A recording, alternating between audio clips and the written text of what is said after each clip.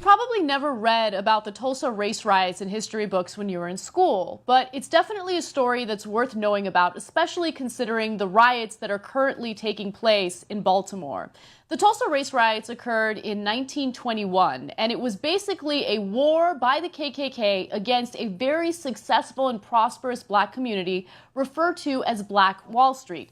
According to reports, the best description of Black Wall Street, or Little Africa as it was also known, would be to compare it to a mini Beverly Hills. It was the golden door of the black community during the early 1900s, and it proved that African Americans could create a successful infrastructure. Black America's most prosperous community, Black Wall Street in Tulsa, Oklahoma, went up in flames June 1st, 1921 in a KKK-led Tulsa race riot.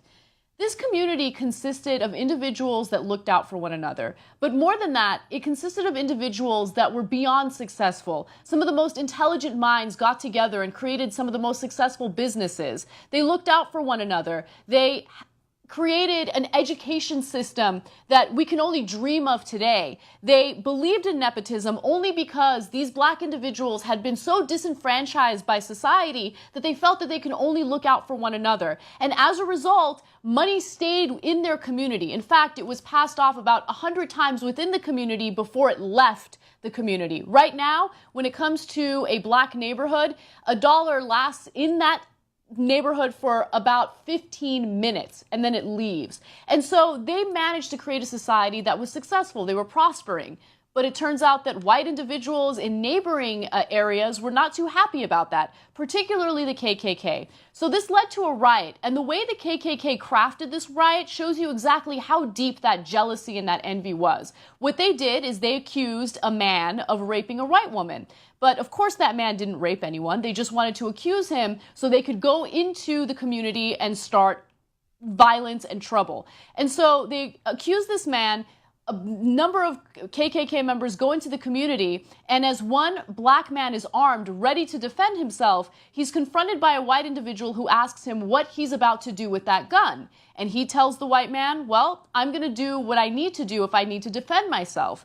At that point, there was a physical altercation over the gun. The white man gets shot and he's killed, and then the riots erupt. Now, the outcome of this is beyond disturbing.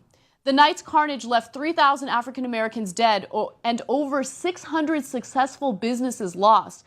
Among these were 21 churches, 21 restaurants, 30 grocery stores, and 2 movie theaters, plus a hospital, a bank, a post office, libraries, schools, law offices, a half dozen private airplanes, and even a bus system. So the KKK goes into the successful black community and absolutely destroys it.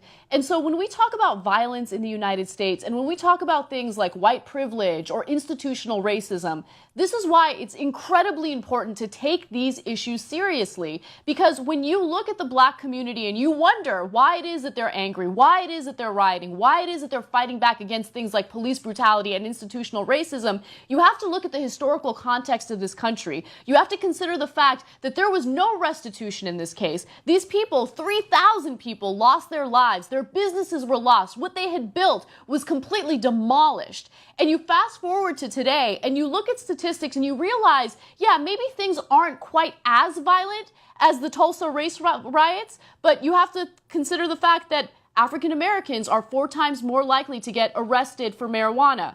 In fact, if you have a black-sounding name, you are 50% less likely to get hired for a job. When you look at our private prisons, or if you look at the school-to-prison pipeline, African Americans and Latinos are much more likely to be victims of that. And so these are the types of things that are holding them back. This is a type of institutional racism that we talk about on the show on a regular basis. And this is a type of story that we don't learn about in history classes.